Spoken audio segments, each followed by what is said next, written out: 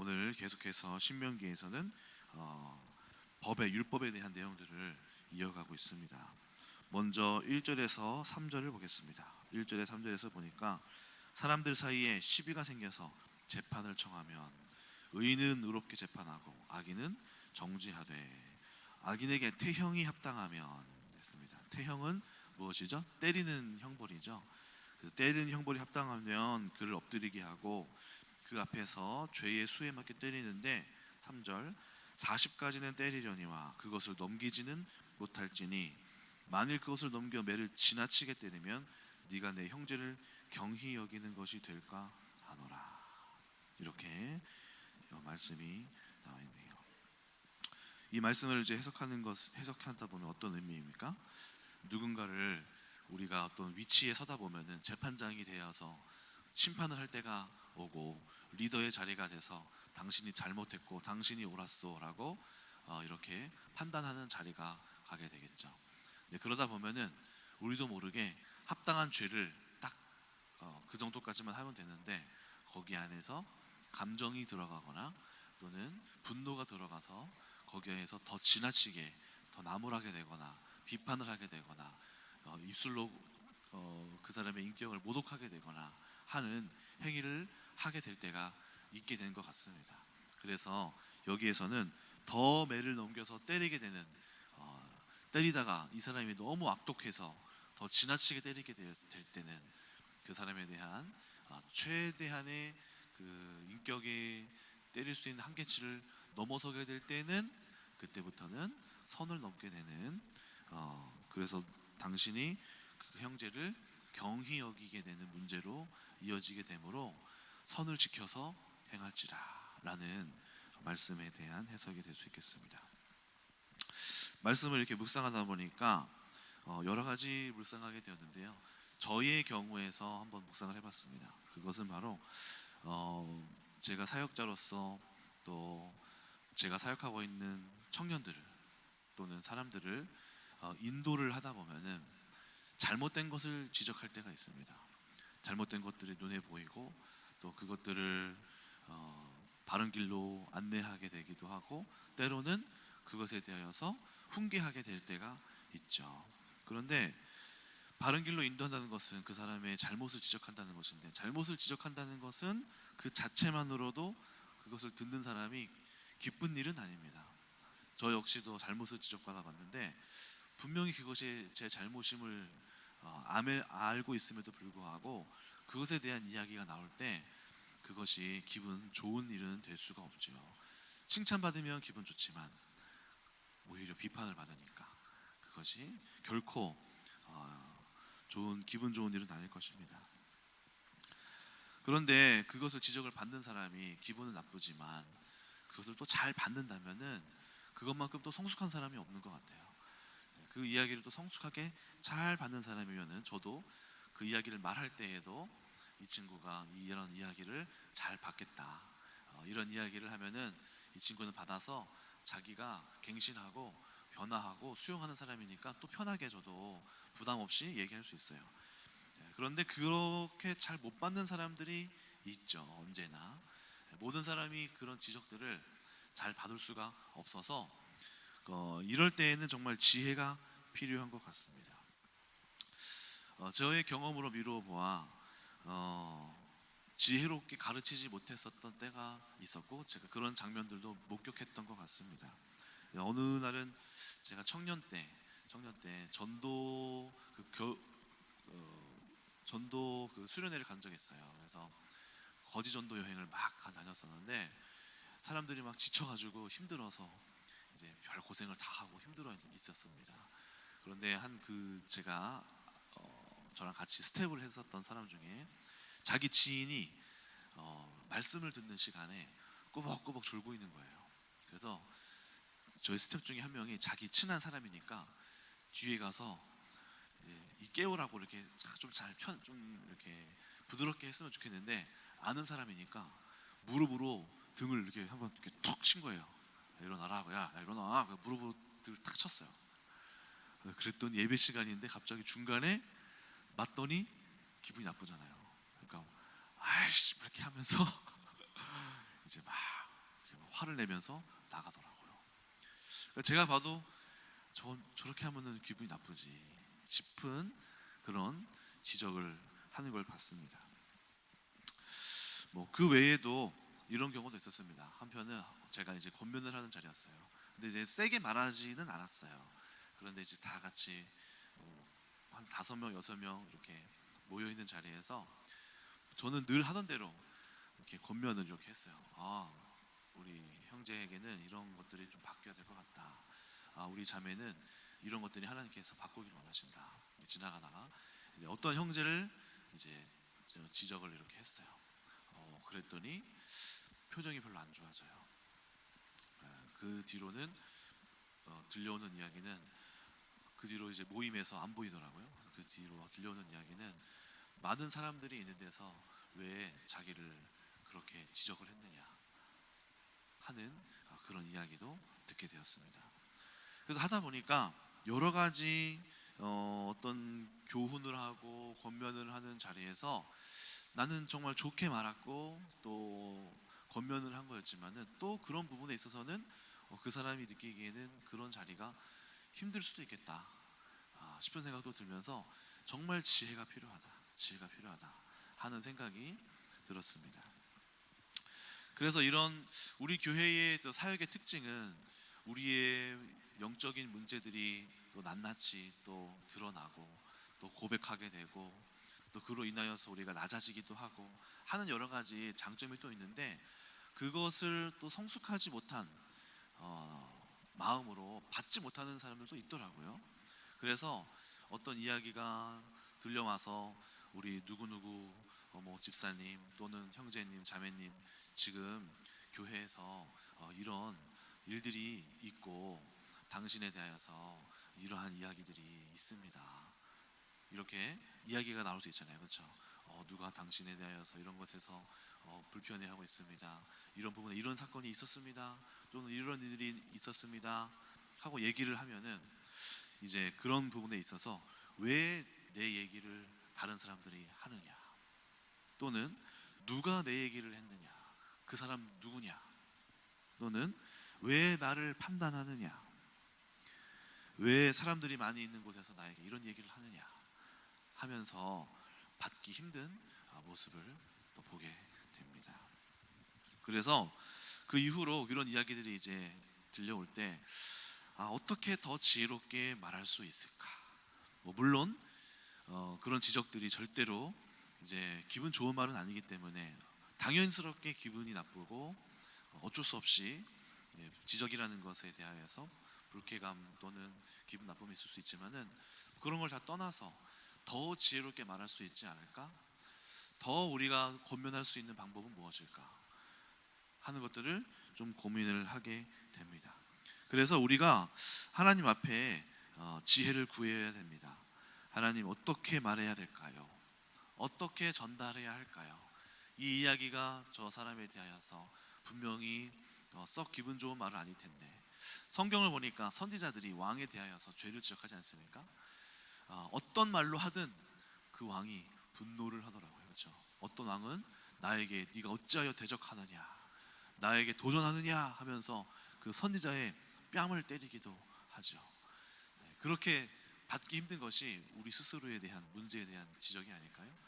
그럼에도 불구하고 우리는 또 말해야 되는 자리이고 또 권면하고 죄에서부터 멀어지기를 원하고 또 사단은 그것을 기분 나쁘게 듣게 만들고 또 그래서 오히려 변하지 못하게 하기 때문에 우리가 또 여기에 또 맞서서 전략적으로 어떻게 더 지혜롭게 어떻게 해도 그 말씀을 더 들어가는 거게 하는 것이 목적이기 때문에 때로는 나의 감정 또는 나의 분노를 잘 이렇게 다스리면서 어떻게 이야기할 수 있을까를 아주 많이 고민하고 심사숙고해야 될 것입니다.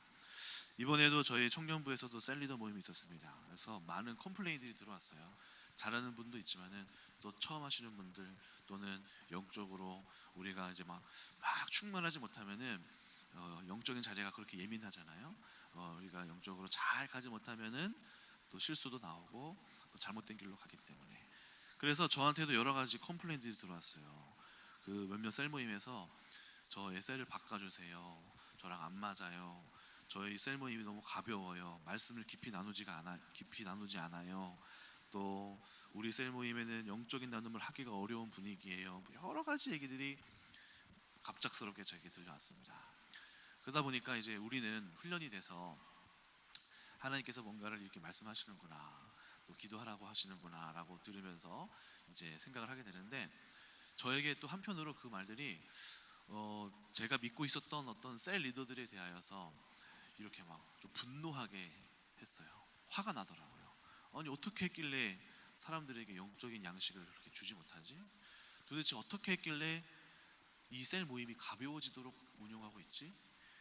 여러 가지 생각들이 나면서 저에게 한 이틀 3일 정도 막 속에서 답답함, 또는 막 이렇게 막 세게 말하고 싶은 마음, 막 이런 생각들이 막 올라왔어요. 그래서 전화를 해서 막 한 사람 한 사람 야단을 칠까, 호통을 칠까, 다 같이 있는 자리에서 이렇게 막 끄집어내서 이야기할까, 여러 가지 생각을 하면서 하나님께 이 지혜를 구했습니다. 하나님 어떻게 해야 될까요? 어떻게 해야 될까요? 그러면서 이제 한 3일이 지나면서 이제 기도를 하는데, 3일 정도가 이제 지나니까 좀 객관적으로 보게 되더라고요. 저의 감정이 조금 이렇게 누그러들으면서 하나님께서 저 사람들을 향하여서 또 일하심이 반드시 또 있을 텐데, 또 저 사람들을 향한 일하심, 그리고 저 사람들이 또 나름대로 애쓰고 있을 모습들이 생각이 됐어요. 또 그 사람들이 자신이 갖고 있는 열정과 또 많은 에너지와 또 섬기려고 하는 마음속에서 시작했을 텐데, 그리고 잘 모르기 때문에 또 못하는 거, 그러면서 또 영적인 이 연약함 때문에 잘 해내지 못하는 것들도 계속 묵상하다 보니까 생각이 되어졌어요. 그래서 이제 한 일주일, 한 2주, 한 2주 3주 정도 됐을 거예요. 2주 3주 전부터 계속 기도하면서 하나님 어떻게 해야 될까요? 하면서 고민하면서 나가다가 이제 이번 주에 셀 모임을 할 때 한 명씩 한 명씩 불러서 이야기를 했습니다. 조심스럽게 또 하나님께 지혜를 구하면서 이야기를 이제 꺼냈어요. 그런데 감사하게도 하나님이 지혜를 주셔가지고 어렵게 그분들에 대한 이야기를 이제 꺼내면서 풀어 나가는데, 하나님이 입술에 지혜를 주셔서 그들이 저와 1대1 상담을 하고 돌아갈 때는 마음속에 큰 기쁨을 얻고 이렇게 돌아가게 됐어요. 모든 이제 셀들이 그렇게 기쁨을 얻게 됐어요. 그러다 보니까 하나님 앞에 지혜를 구하고 또 할 말을 주시고, 또 이렇게 하나님이 이 말하기 어려운 내용들을 또 하나님께서 잘 들어가게 해주시는 그런 은혜들을 경험하게 된 것입니다. 그래서 우리에게는 무엇이 필요하냐면요, 지혜가 필요합니다. 지혜. 하나님이 주시는 지혜가 필요해요. 그 지혜는 바로 어떻게 전할 것인가.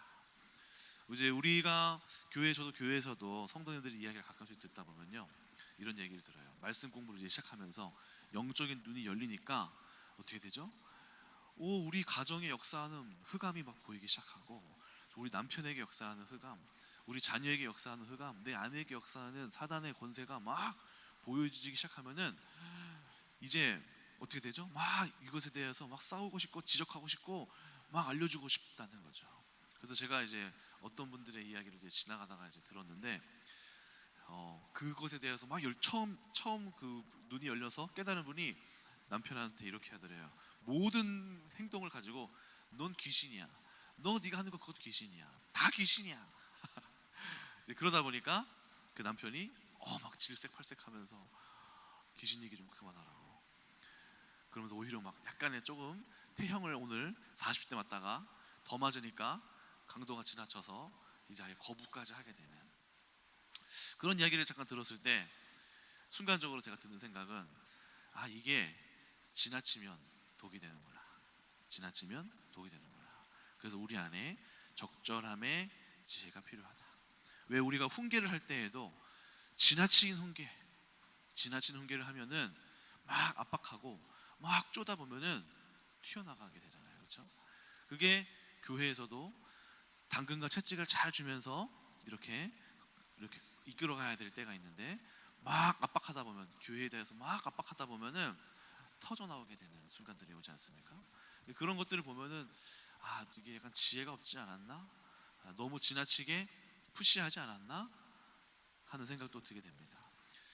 특히 우리가 이제 터지게 되는 영역은 일반 사역을 할 때는 지혜롭게 오히려 더 기도하면서 하게 돼요. 그런데 오히려 어디서 잘 안 될까요? 가정에서 잘 안 되는 거예요. 가정에서 권면하고 훈계할 때 그렇게 기도하지 않고 내 눈에 보이는 답답함을 그대로 토로하고 내가 느끼는 감정대로 쉽게 지적하게 되는 거죠. 말이 금방 나오게 되는 거죠. 가족이기 때문에. 우리가 사역하는 자리에서는 막 기도하면서 막 하는데 가정에서 할 때는 그런 점이 부족하게 되는 것 같습니다.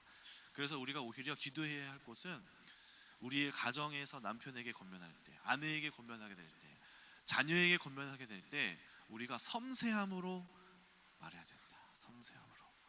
하나님께 그 섬세함의 방법을 강구해야만이 우리가 이 지적들 또는 권면들이 물론 그 권면 자체가 지적이기 때문에 기분 나쁠 수 있지만 그 사람에 대한 존중감을 잃지 말고 말해야 된다. 오늘 여기 본문에서도 내 형제를 경히 여기는 것이 될까 하노라. 아무리 우리가 때리는 권한이 있는 재판을 할 수 있는 권한이 있을지라도 그것을 재판까지만 여길 정도로만 돼야지 그것을 넘어서는 그 사람의 인격 자체를 무시하게 되는 그것을 선을 넘게 되는 권면은 그 자체로 선을 넘게 되는 것이기 때문에 우리가 이에 대하여서 굉장히 주의해야 할 필요가 있다.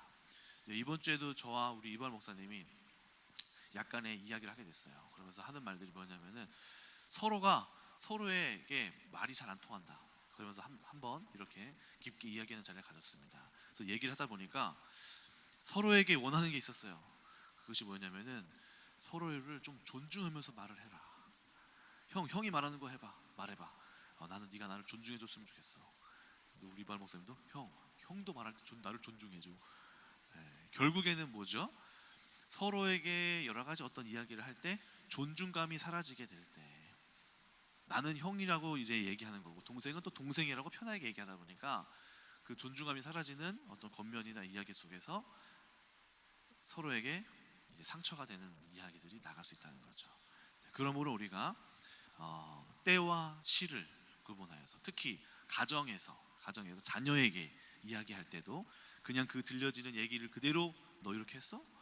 아무 때나 막 말하는 게 아니라 때와 시를 고려하여서 또 어떻게 말할까를 고민하고 나의 감정의 상태를 잘 이제 순화시키고 나의 분노된 마음을 가라앉힌 후에 권면하는 지혜가 필요할 것입니다. 4절을 보니까 곡식 떠는 소에게 망을 씌우지 말지니라 하는 이야기가 나오는데요. 약간의 좀 뭐 이렇게 뜬금없는 이야기가 나올 수 있는데 곡식 떠는 소에게, 그러니까 열심히 일하는 소에게 망을 씌우지 말라. 망을 씌운다는 것은 밥을 먹지 못하게 그물로 이제 막는 것을 의미합니다. 돌려 말하면은 열심히 일하는 소에게 합당한 음식을 제공하고 합당한 대가를 줘야 된다. 이 말씀은 사도 바울이 고린도전서 9장 10절에서 고린도 교회를 향하여서 사도 바울이 권면한 내용인데요. 고린도 교회에서 바울이 사역자인데 우리가 전하는 사례금을 받지 않는다. 저 사람은 그러므로 가짜다. 이렇게 얘기를 하는 장면에서 사도 바울이 아니다. 오늘 신명기 말씀 속에 열심히 일하는 소에게 음식을 주는 것은 마땅한 일이다 하면서 합당하게 그 대가를 지불해야 된다. 그러나 내가 그렇게 해야 됨에도 불구하고 더 나아가서 섬기는 것이다 라는 맥락 속에서 이 말씀을 사용했는데요.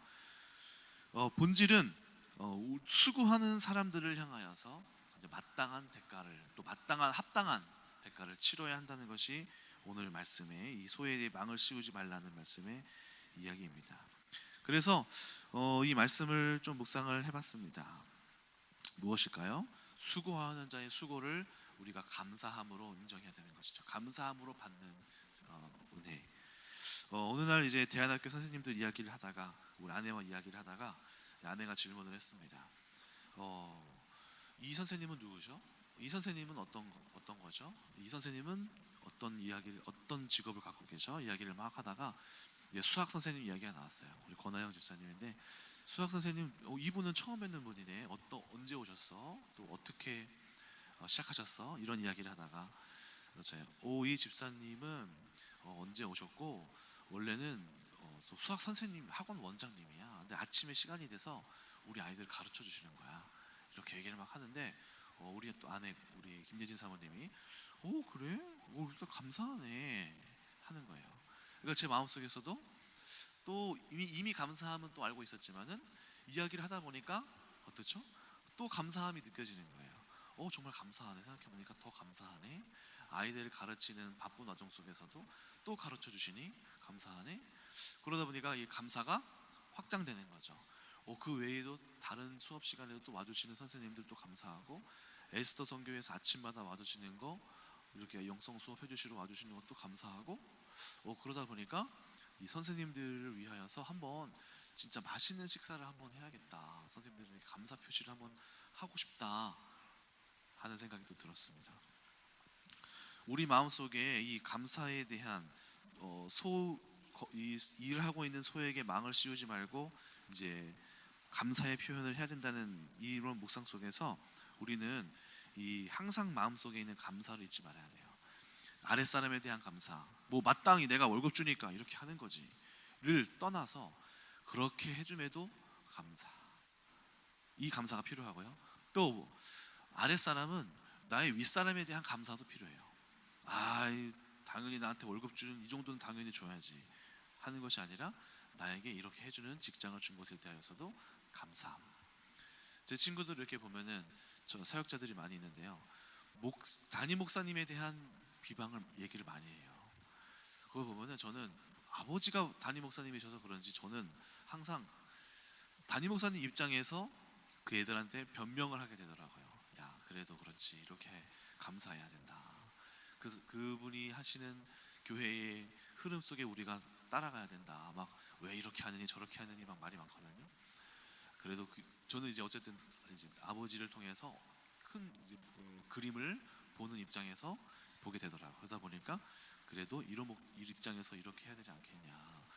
이런 상황에서 이렇게 할 수밖에 없지 않겠냐.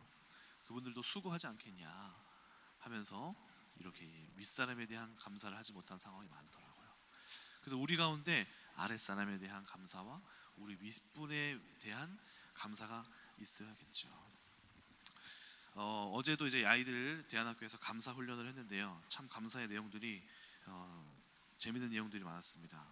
우리 성숙한 내용들이 많았는데요. 소망이가 이렇게 얘기하더라고요. 내가 싫어하는 사람들 때문에 감사. 무엇이 감사한다 봤더니 나에게 인내심을 기르게 해주고 하나님께 기도할 수 있게 해주셔서 감사합니다. 네, 성숙하죠, 그렇죠? 또 권능이가 이렇게 얘기했습니다. 오늘 혼났을 때 죄를 깨달아서 감사합니다. 또 엄마 덕분에 나를 절제할 수 있어서 감사합니다. 이삭이는 이렇게 얘기했어요. 굳이 안 보내도 되는 대안학교를 보냈는데 그 대안학교에서 많이 배워서 감사합니다. 참 재밌어요, 애들이. 그렇죠? 그 외에도 아이들이 감사한 내용들을 써줬어요. 우리 학교에서 우리의 허기를 채워주시는 식당 봉사 선생님들에게 감사합니다. 이런 표현도 쓰기도 하고요. 우리를 가르쳐 주시는 선생님과 목사님에게 감사합니다.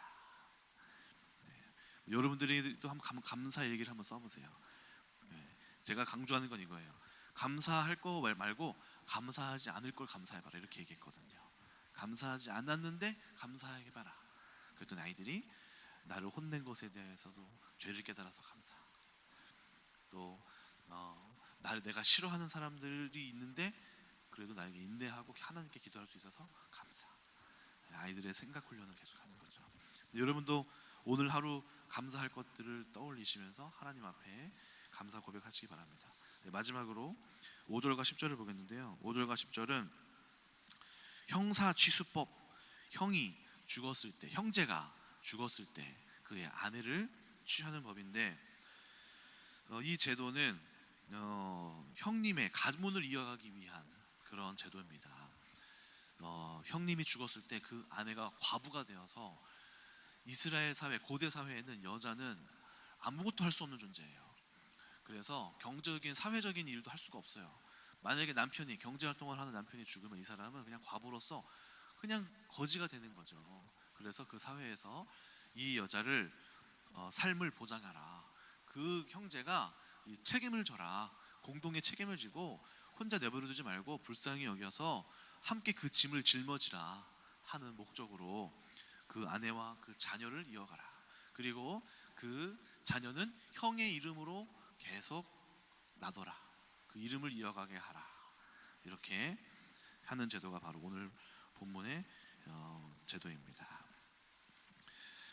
이 말씀을 통해서 우리는 어떤 묵상을 할 수 있을까요?